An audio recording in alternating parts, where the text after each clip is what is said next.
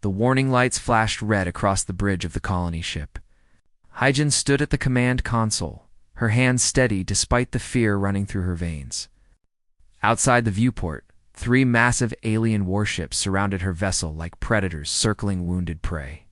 The ships were enormous, each one 10 times the size of her colony transport. Their hulls gleamed with advanced armor plating that her sensors could barely penetrate. "Captain."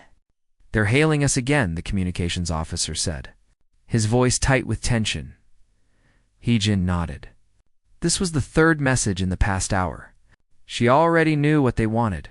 The first 2 messages had made that clear enough.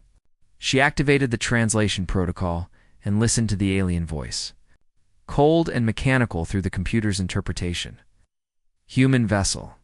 "This is Commander Taman of the Varelian Imperial Fleet. You have entered territory claimed by the Varelian Empire. Your primitive technology and weak defenses mark you as an inferior species. You will surrender your vessel, your technology, and your people to our authority. You have 12 hours to comply. Failure to surrender will result in the complete destruction of your ship." The message ended. Silence filled the bridge. Hyjin looked around at her crew. These were colonists, not soldiers. Scientists, engineers, farmers, teachers. They had left Earth 3 years ago to start a new life on a distant world. They had never expected to encounter hostile aliens. Humanity's first contact with extraterrestrial life, and it was with conquerors. "What do we do, Captain?" asked Minho, the chief engineer. He was a young man, barely 30, with grease stains on his uniform from working in the engine room. Hyjin considered their options. They had no weapons. Their shields were designed to protect against radiation and micrometeorites, not military-grade plasma cannons. Their engines could outrun a comet, but not warships designed for combat. If they tried to flee, the Vrelians would destroy them within minutes. If they surrendered, they would become slaves to an alien empire. "Send a message back," Hyjin said quietly. "Tell them we need 24 hours to consider their terms." The communications officer sent the message. The response came back almost immediately. "Request denied. You have 12 hours. Commander Taman is generous to grant you even this much time." Hyjin dismissed the crew to their stations. She needed to think. In her private quarters, she sat alone and considered the impossible situation. Humanity had sent out 12 colony ships to different star systems. This ship carried 800 souls, including 63 children. If she surrendered, what would happen to them? Would the Vrelians treat them as slaves? As specimens for study? Would they separate families? Erase their culture? Destroy everything that made them human?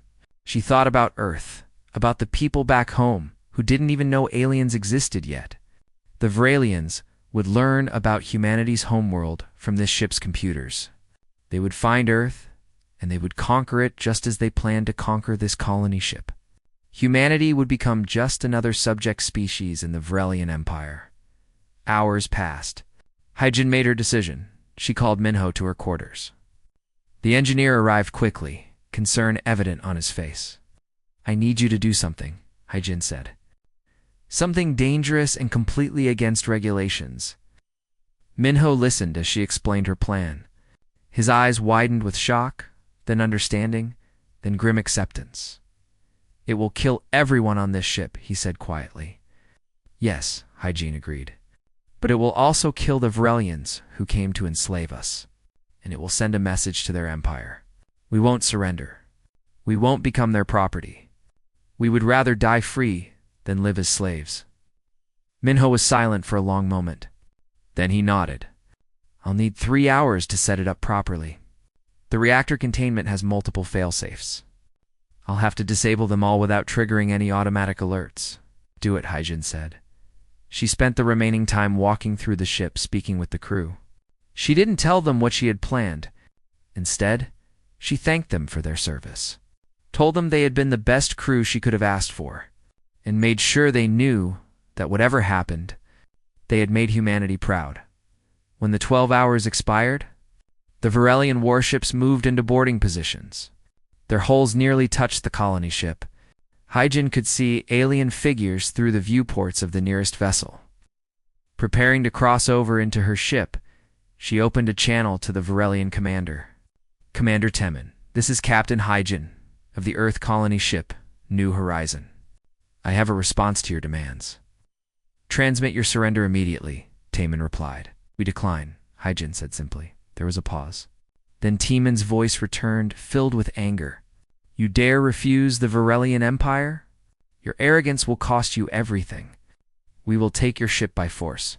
Your people will suffer for this defiance." "No," Hyjin said. "They won't." She gave Minho the signal. The engineer had done his work well. The fusion reactor that powered the colony ship had been designed with safety as the primary concern. It had 17 different systems designed to prevent a catastrophic failure. Minho had spent 3 hours carefully dismantling every single one. Now, with the press of a button, he overrode the final controls and removed the magnetic containment that held the fusion reaction in check. The reactor went critical in less than a second. The explosion was equivalent to a small star being born. The colony ship New Horizons ceased to exist instantly, vaporized in temperatures that exceeded the core of a sun. The 3 Varelian warships, positioned close enough to begin boarding operations, were caught in the blast. Their advanced shields held for perhaps 1/10 of a second before failing. The ships crumpled like paper in a fire, their hulls melting, their crews dying before they could even comprehend what was happening. On the Varelian flagship, safely distant from the colony ship, Commander Temin watched in horror as the explosion consumed his boarding party. The 3 ships had carried 200 Varelian soldiers, the pride of the Imperial military. Now they were gone, annihilated by the primitives they had come to conquer. Temin stared at the expanding cloud of plasma, where the human ship had been. These creatures had destroyed themselves rather than surrender. They had chosen death over subjugation. They had denied the Varelian Empire its prize, its victory, its glory. In their final moments, the humans had struck back with the only weapon they possessed, their own lives. And they had made it count. The commander filed his report with the Imperial capital. The response came swiftly. The Varelian Empire declared total war on humanity. They would find Earth. They would crush it. They would teach these barbaric humans the price of defying the Empire. 800 warships were assembled, the grand fleet of the Varelian Empire, the largest military force ever gathered in their history. Set course for Earth, the humans would learn to fear the Varelians. They would learn to surrender. They would learn their place in the galactic order. But Commander Temin, watching the fleet depart, felt a cold unease in his heart. The humans had already taught him something. They had taught him that some species would rather burn than kneel. And he suspected, with growing dread, that Earth would prove far more dangerous than anyone expected. General Junho stood in the war room deep beneath Earth's military headquarters. Around him, holographic displays showed the approaching Varelian fleet. 800 warships, moving in perfect formation toward humanity's homeworld. The largest invasion force Earth had ever faced, and it was coming from the stars. "Sir, the politicians are demanding we hold Earth orbit," said Colonel Taiyang, his second in command. "They want us to make our stand here, to defend the planet directly." Gunho studied the tactical display. Earth's entire defense fleet consisted of 70 warships. They had been built in the 5 months since the New Horizon had been destroyed. 5 months to build a fleet, train crews, and prepare for a war against an empire that had conquered 12 solar systems. The odds were impossible. "Tell the politicians no," Junho said calmly. "We're not holding Earth orbit. We're retreating to the Kuiper Belt." The room went silent. The Kuiper Belt was at the edge of the solar system, billions of kilometers from Earth. Retreating there meant abandoning Earth to the enemy. "Sir, they'll call you a coward," Taiyang said quietly. "Let them," Junho replied. "I'd rather be called a coward and win than be called a hero and lose," transmitted his orders to the fleet. Earth's 70 warships pulled back, retreating past Mars, past the asteroid belt, past Jupiter and Saturn. They fell back to the frozen edge of the solar system where ancient ice and rock drifted in the darkness. The Varelian fleet followed. confident and eager. Commander Taman had been given supreme authority over the invasion. He would avenge the insult to the Empire. He would make humanity pay for the deaths of his soldiers. What Taman didn't know was that Junho had been preparing the Kuiper Belt for months. Teams of engineers had been secretly working on thousands of asteroids and comets, hollowing them out and filling them with nuclear weapons. Some contained single warheads. Others contained dozens. The largest asteroids had been converted into massive bombs, capable of destroying entire battle groups. Captain Nari commanded a stealth frigate, one of Earth's newest designs. Her ship was small, barely larger than a shuttle, but it was coated in materials that made it nearly invisible to sensors. She had been shadowing the Vireliant fleet since it entered the solar system, staying just out of detection range, watching and reporting. "They're spreading out," Nari reported to Junho. "They're not maintaining tight formation anymore. They think they've already won." Junho smiled grimly. "Good. Let them get comfortable. Let them think we're running scared." 3 weeks passed. The Virelian fleet penetrated deeper into the Kuiper Belt, hunting for the human ships that kept retreating before them. Taman grew frustrated. The humans refused to fight. They refused to stand and defend their world. They were cowards, running and hiding among the ice. He ordered his fleet to spread out even more, to cover more space, to find the humans faster. His 800 ships scattered across billions of cubic kilometers of space. That was when Junho gave the order. 600 asteroids detonated simultaneously. The nuclear explosions lit up the darkness of the outer solar system like a wave of new stars being born.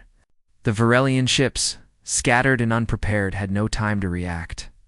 Their shields protected them from the first blast wave, but then the second wave hit, and the third and the fourth.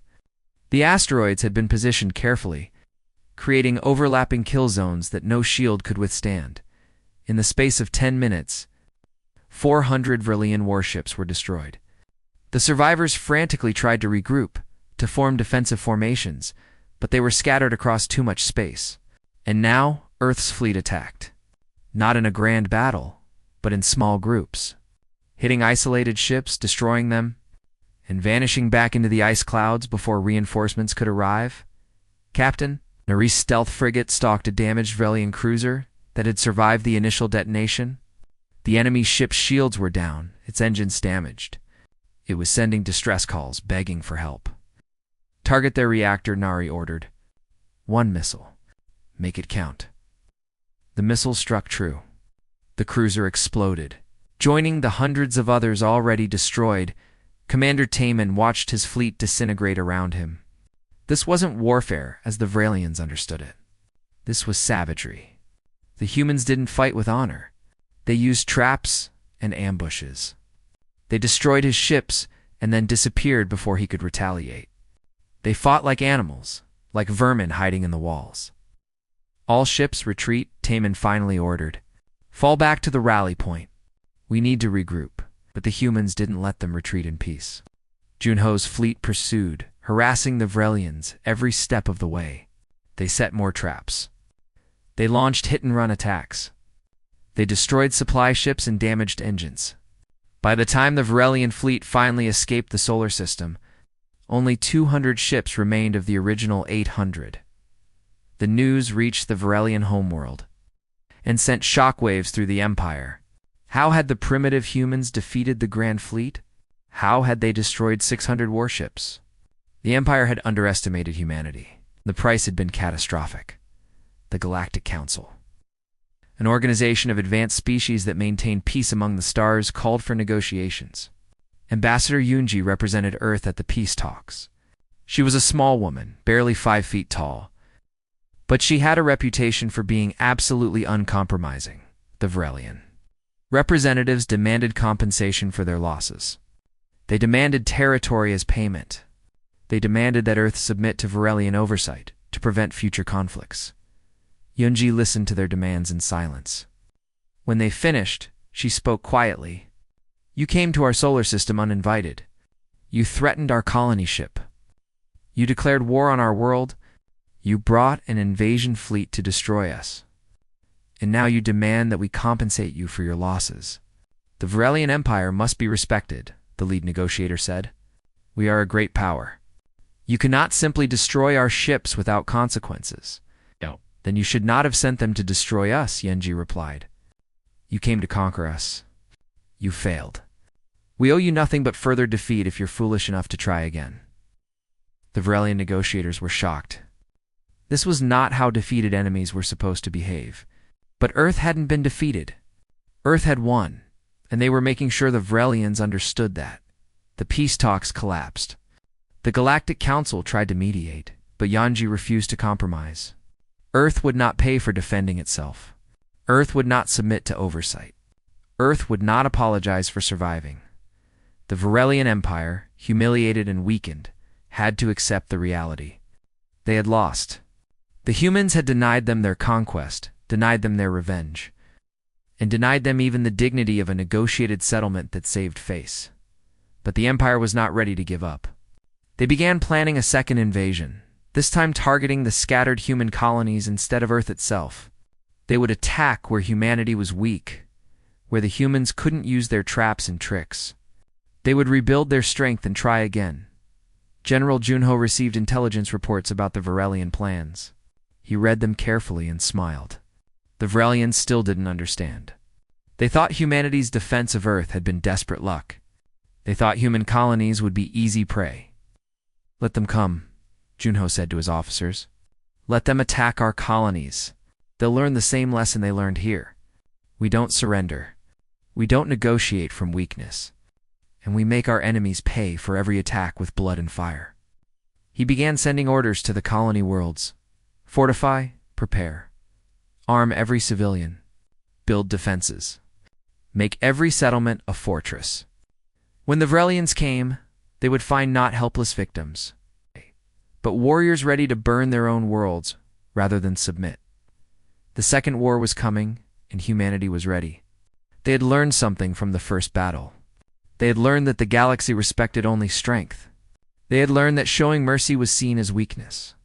They had learned that to survive among the stars, humanity would need to be more ruthless, more brutal, more unforgiving than any enemy they faced. The Varelians wanted war. Humanity would give them war unlike anything the galaxy had ever seen. The Varelian fleet arrived at the human colony of New Sol 2. Years after their defeated Earth, Commander Doyon watched. Their approach from the command center, buried deep beneath the colony's main settlement. 15 Varelian warships against one colony world. The Varelians expected an easy victory this time. Hold fire until they're in atmosphere, Doyon ordered. Let them think we're defenseless. The colony had been established only 5 years ago. It held 12,000 people, mostly farmers and miners. The Varelians had chosen it because their intelligence said it was undefended. A soft target that would boost their morale after the disaster at Earth. But General Juno had spent 2 years preparing every human colony for war. New Sol looked like a farming settlement from orbit, but beneath the surface, it was a fortress. The civilians had been trained, the settlement had been fortified, and Doyon had 300 soldiers armed with weapons, designed specifically to fight the Varelians. The enemy ships descended through the atmosphere.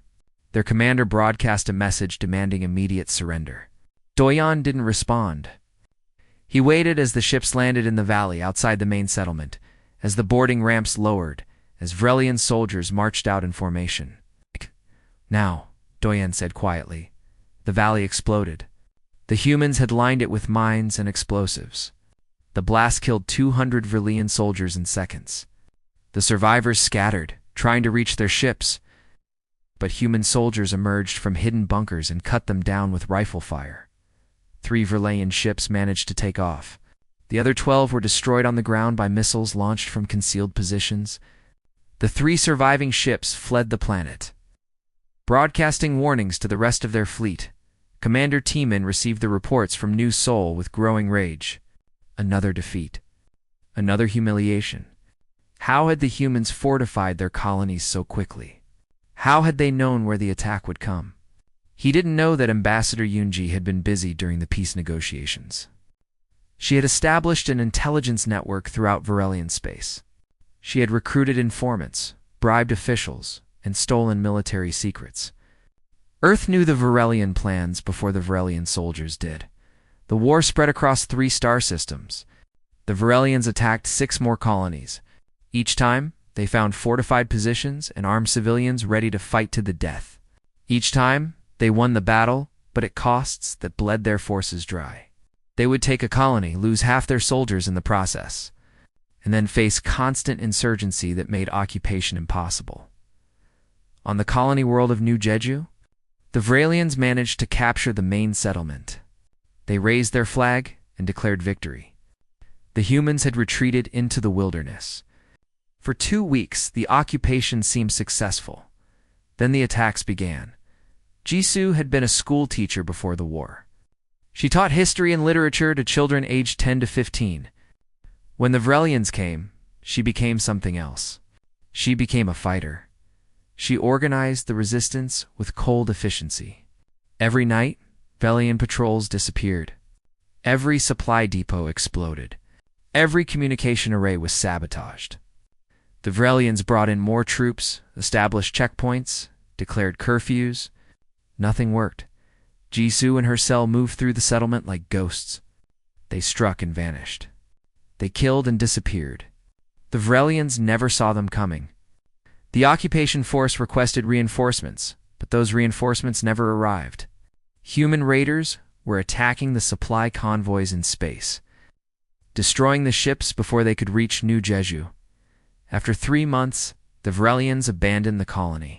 They had lost more soldiers in the occupation than they had in the initial invasion. As their ships lifted off, Jisoo watched from the forest with her fighters around her.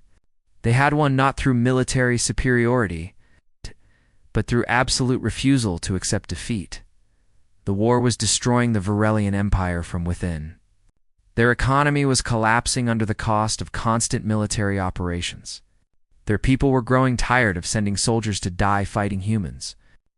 The Empire needed resources to continue the war, but those resources were becoming harder to find. That was when Dr. Hound made her discovery.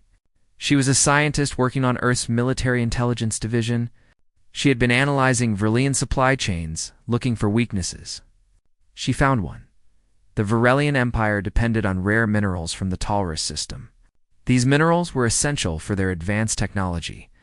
Without them, their weapons, their ships, their shields would all fail. The Taurus system was neutral territory, not controlled by any empire. But the Varelians had mining facilities there. Hound brought her findings to General Junho. If we destroy the Taurus facilities, the Varelian war machine stops. They can't fight without these resources. Junho studied her data. The Taurus system is neutral. If we attack it, the Galactic Council will condemn us. Other species might join the war against us. Then we make sure the attack looks like an accident, Hound suggested. A mining accident. An explosion that contaminates the entire facility. Junho considered this. It was ruthless. It was dangerous. It might make Earth's enemies across the galaxy. But it would end the war. Do it, he ordered, pilot. Young Ho volunteered to lead the mission. He was 24 years old and had been flying combat missions since the war began. He knew the odds. The Taurus facilities were heavily defended. The mission was suicide. I'm not expecting you to come back, Junho told him honestly. I know, sir, Young Ho replied. But if this ends the war, it's worth it. He led a squadron of 12 stealth ships into the Taurus system. They avoided the defensive patrols, slipped past the sensor grids, and approached the mining facilities. The plan was simple. Launch nuclear missiles into the main reactor. The explosion would irradiate the entire complex, making it unusable for decades. The attack went perfectly. The missiles struck. The reactor exploded. The mining facility vanished in a cloud of radioactive plasma. Young Ho's squadron tried to escape, but the defensive systems had detected them. Anti-ship batteries opened fire. 9 of the 12 ships were destroyed. Only 3 made it out of the system. Young Ho wasn't among the survivors. His ship had taken damage during the escape. He ordered his crew to evacuate in escape pods while he drew the defensive fire away from them. His ship exploded over the ruins of the mining facility he had just destroyed. The Galactic Council was outraged. They demanded Earth explain the attack on neutral territory. Ambassador Yunji stood before the council and lied with perfect composure. It was a tragic accident, a reactor malfunction. We have lost brave pilots investigating the disaster. We mourn their deaths and the deaths of all the miners who perished. Everyone knew she was lying. Everyone knew Earth had destroyed the facilities deliberately. But no one could prove it, and more importantly, no one wanted to fight Earth to avenge the Vrelians. The loss of the Talrus minerals crippled the Vrelian war effort. Within months, their ships began breaking down. Their weapons became less effective. Their soldiers lacked proper equipment. The Empire tried to find alternative resources, but it was too late. The war had already bankrupted them. After 4 years of fighting, the Vrelian Empire sued for peace. This time, they had no demands. They simply begged for the war to end. Ambassador Yunji met with the Vrelian negotiators. She presented Earth's terms: complete Vrelian withdrawal from 3 star systems, technology transfers to Earth of all Vrelian military advances, a permanent Earth monitoring station in Vrelian space to ensure compliance, and reparations paid over 50 years. The Vrelians wanted to negotiate to reduce the demands, to save some dignity. Yunji refused every request. "These are not negotiations," she said coldly. "These are the terms of your surrender. Accept them, or the war continues until your empire collapses completely." The Vrelians signed the treaty. They had no choice. They had learned what Commander Taman had first suspected years ago. Humanity would deny them everything: victory, honor, mercy, even peace on reasonable terms. The humans would fight until they won completely or died trying. There was no middle ground with them. The news spread across the galaxy. The Vrelian Empire, one of the great powers, had been defeated by a species that had barely reached the stars. Other civilizations watched with growing concern. What did it mean for the galactic order? What kind of power had humanity become? The Calthran hierarchy had been watching humanity's war with interest. They were a reptilian species that controlled 9 star systems through military conquest. They had built their empire on the principle that strength mattered more than diplomacy. The strong survived. The weak were conquered. Warlord Soman commanded the Calthran military forces. She had watched the Vrelians lose to the humans with contempt. The Vrelians had been weak, foolish, too concerned with honor and proper warfare. The Calthran would not make the same mistakes. "The humans are dangerous when given time to prepare," Soman told her council. "We will strike fast before they can react. We will test their resolve with a single attack on their newest colony. If they sue for peace, we will know they are tired of war. If they counterattack, we will crush them with overwhelming force." The Calthran chose the colony of New Busan as their target. It had been established only 6 months ago and held fewer than 5,000 people. The Calthran fleet attacked without warning. Destroying the colony's defenses and occupying the settlement in less than a day, Salman sent a message to Earth. "Your colony belongs to the Calthran hierarchy now. Accept this reality, and we will discuss reasonable terms for peace. Resist, and we will destroy every human settlement outside your solar system." The message reached Earth within hours. Admiral Sujin was in command of Earth's military forces now. General Junho had retired after the war with the Vrelians, and Sujin had been his protege. She had learned from him that hesitation was weakness, that showing mercy invited further attacks. She didn't debate. She didn't call for council meetings or peace negotiations. Within 48 hours of receiving Summon's message, the entire Earth fleet mobilized and jumped to Calthran space. The Calthran were shocked. They had expected negotiations, diplomatic pressure, perhaps a limited military response. Instead, the human fleet bypassed New Busan entirely and headed straight for the Calthran. Homeworld warlord Soman scrambled to respond. She ordered her fleets to intercept the humans, but Sujin's forces were too fast. They used jump drives captured from the Vrelians, modified and improved by human engineers. The Earth fleet appeared in orbit around the Calthran, Homeworld, before the defensive forces could react, Shen sent a single message to the planet below. You have 24 hours to withdraw all forces from New Busan and surrender to Earth authority. If you refuse, we will destroy your homeworld. The Calthran government called her bluff. They didn't believe the humans would actually commit genocide. Surely this was a negotiating tactic, a way to pressure them into talks. Colonel Taiyang commanded the siege fleet. He was older now, with gray in his hair, but he was still the same officer who had served under Junho during the First War. He knew what needed to be done. Target all military installations, Taiyang ordered. Fire. The bombardment began. Missiles and energy beams struck Caltharian military bases from orbit. The planet's defenses tried to respond, but Earth's fleet had numerical superiority and better technology. Within 6 hours, every military installation on the Calthran homeworld was destroyed. Taiyang sent another message. You have 18 hours remaining. Withdraw from New Busan, or we continue.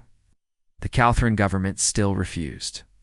They evacuated their civilians from the cities, thinking the humans wouldn't target non-military areas. They were wrong. After 24 hours passed, Taiyang ordered the fleet to target industrial facilities. Factories exploded. Power plants went dark. Manufacturing centers burned. The Calthran economy began to collapse in real time. 12 hours, Taiyang's next message said, Withdraw, or we destroy your infrastructure completely.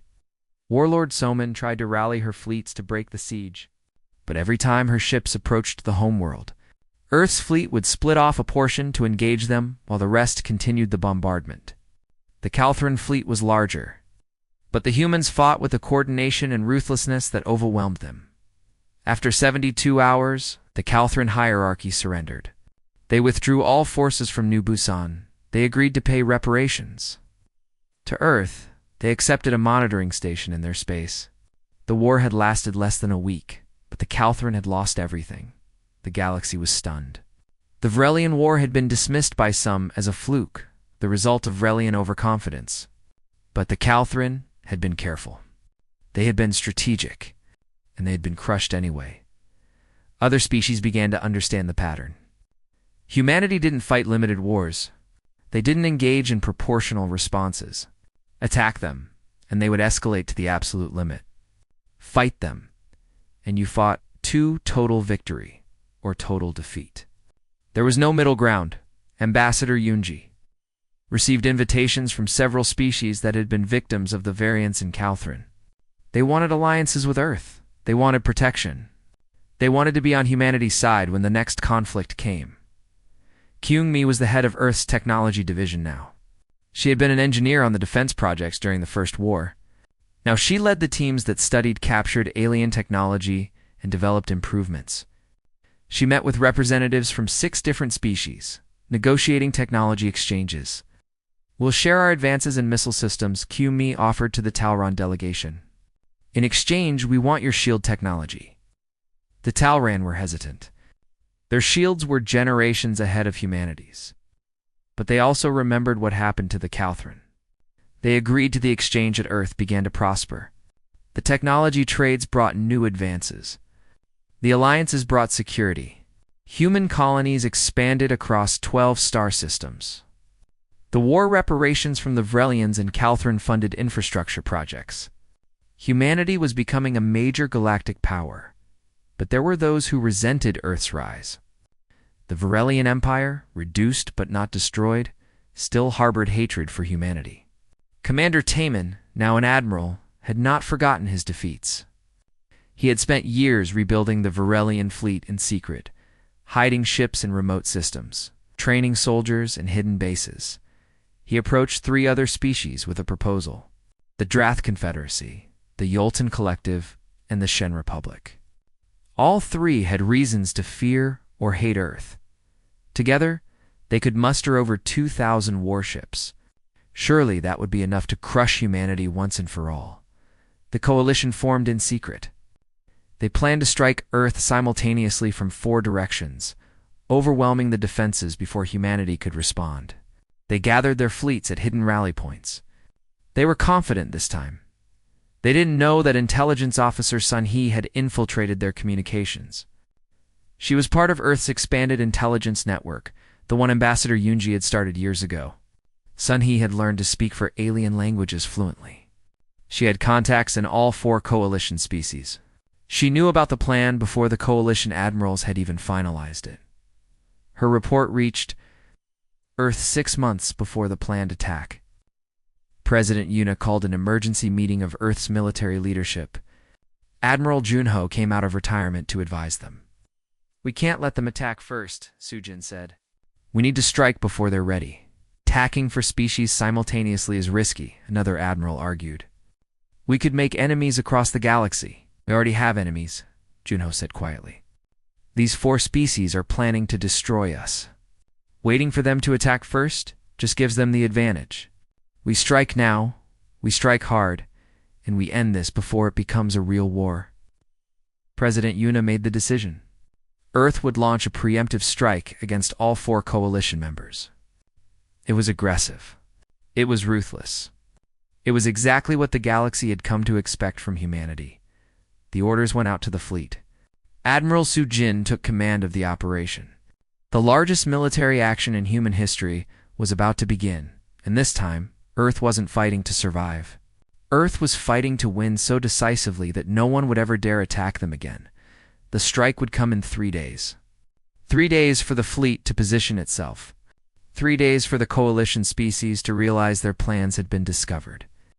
3 days before the galaxy learned once more that attacking humanity meant denying yourself every chance at mercy, negotiation, or survival. Admiral Su Jin stood on the bridge of the flagship Indomitable and watched the tactical displays. Her fleet had split into 4 battle groups, each assigned to 1 coalition member. The strike would happen simultaneously across 4 star systems. No warnings. No negotiations. Just overwhelming force applied faster than the enemy could react. "All battle groups report ready," her communications officer announced. "Execute," Sujin ordered. The Earth fleet jumped in the Vrelian home system. Admiral Temin was reviewing his secret fleet when alerts began screaming. Human warships were appearing throughout the system. They weren't targeting military bases this time. They were targeting shipyards, supply depots, communications satellites, everything that supported the Vrelian military. Temin scrambled to respond. But the humans had refined their tactics over years of warfare. They hit fast and moved on before defenders could react. His hidden fleet tried to intercept them, but Earth's ships would fire missiles from extreme range and jump away before the Vrelians could close 2 weapons distance. In 6 hours, the Vrelian military infrastructure was crippled. Taman watched decades of secret rebuilding burn in space. The humans had known everything. They had known where his hidden bases were. They had known about the secret fleet. They had known about the coalition before it could even launch its attack. The Drath Confederacy faced a different approach. Their species valued honor and direct combat. Earth gave them what they wanted. The human battle group met the Drath fleet in open space and crushed them through superior tactics and firepower. The Drath fought bravely. Bravery meant nothing against an enemy that had been preparing for this fight for years. The Yoltan Collective tried to negotiate when the human fleet arrived. They claimed they had been forced into the coalition by the Vrelians. They begged for mercy. The human response was simple: surrender immediately, or face the same fate as the others. The Yoltan leadership surrendered within hours. The Shen Republic chose to fight. Their fleet was the largest of the coalition members, nearly 600 ships. They thought numbers would give them victory. They were wrong. Admiral Junho had taught humanity that numbers didn't win wars. Strategy did. Ruthlessness did. The willingness to do whatever it took to win, the human battle group used captured. Vrelian jump technology to appear inside the Shen defensive formations. They fired at point-blank range and jumped out before the Shen could return fire. They appeared again in different positions, fired again, jumped again. The Shen fleet tried to adapt, tried to predict the human movements, but it was impossible. After 2 days of this hit-and-run warfare, the Shen fleet was reduced to half its strength. The survivors retreated to their homeworld. The human fleet followed and began orbital bombardment of military and industrial targets. 3 months after the preemptive strikes began, all 4 coalition members sued for peace. They had no choice. Their militaries were destroyed. Their economies were collapsing. Their people were demanding an end to the war. The Galactic Council called an emergency session. They demanded Earth explain its actions. They accused humanity of aggressive warmongering. They threatened sanctions and isolation.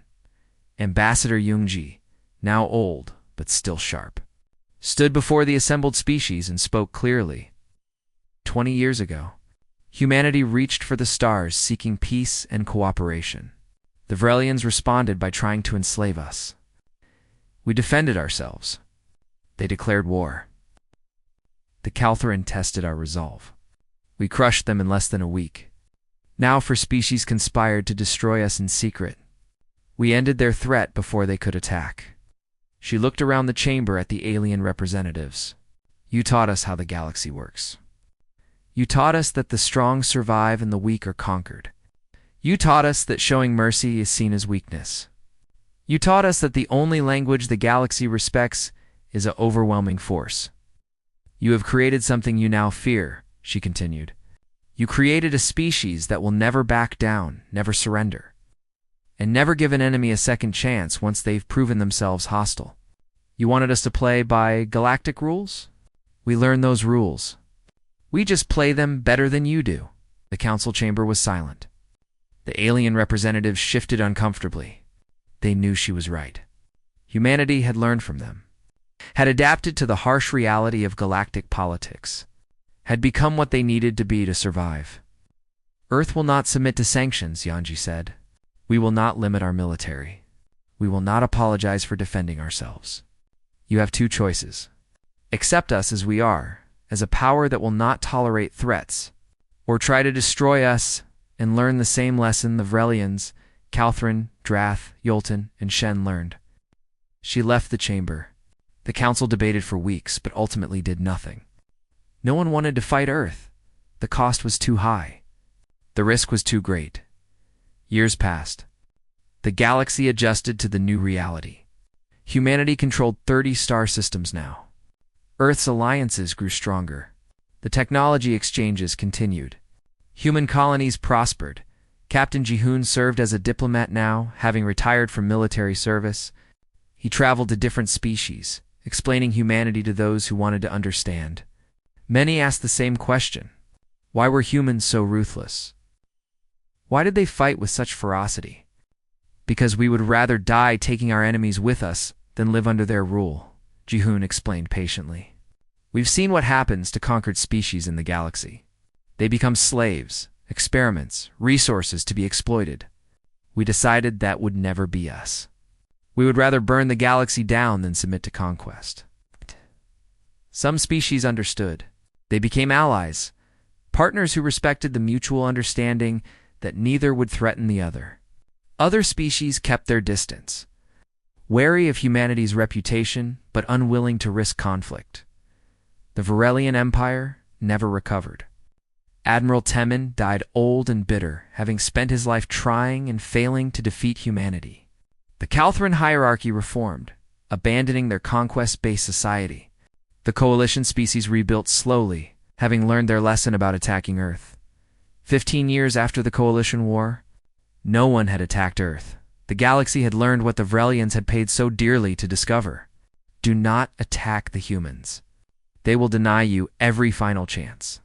Mercy, negotiation, surrender, they will deny you all of it. Fight them, and you fight until the bitter end. The grand opening of humanity's 100th colony world was a celebration, attended by representatives from 20 alien species. The colony was named New Hope, symbolizing humanity's optimistic outlook despite their fearsome reputation. Minho attended the ceremony. Not the engineer who had died on the New Horizon, but his grandson, also named Minho in his honor. He was 25 years old and had never known war. He had been born in the peace that his grandfather's sacrifice had helped create. Do you think the peace will last? Someone asked him at the ceremony. Minho looked up at the alien ships in orbit.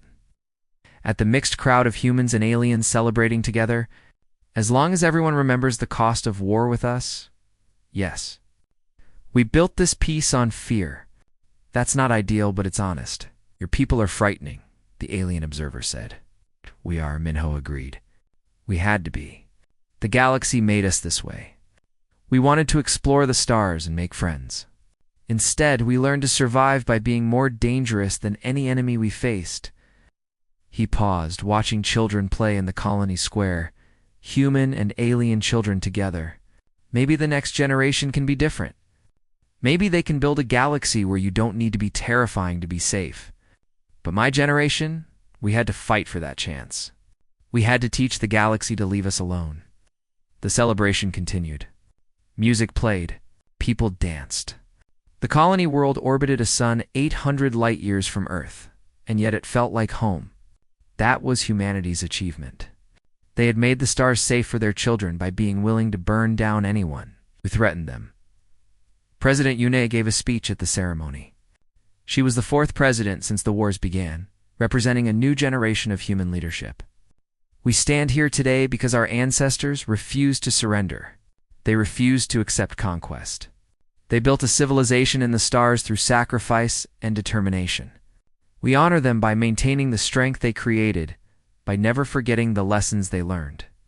But we also honor them by hoping for something better, she continued. By working toward a galaxy where strength isn't the only language. By building alliances based on mutual respect rather than mutual fear. That's the challenge for our generation. The alien observers noted her words carefully. Was humanity changing? Were they becoming less aggressive? Some species hoped so. Others worried that any sign of weakness would invite new attacks. But deep in Earth's military headquarters, Admiral Sujin and her staff continued planning. They tracked potential threats. They developed new weapons. They trained soldiers because they knew the truth that President Yuna couldn't say publicly. The galaxy would only leave humanity alone as long as humanity remained too dangerous to attack. The moment they showed weakness, the moment they let their guard down, someone would try again, and Earth would have to teach them the lesson again. The celebration ended. The colony began its daily life. The ships returned to their home systems, and the galaxy continued turning, with humanity standing as a power that had earned its place not through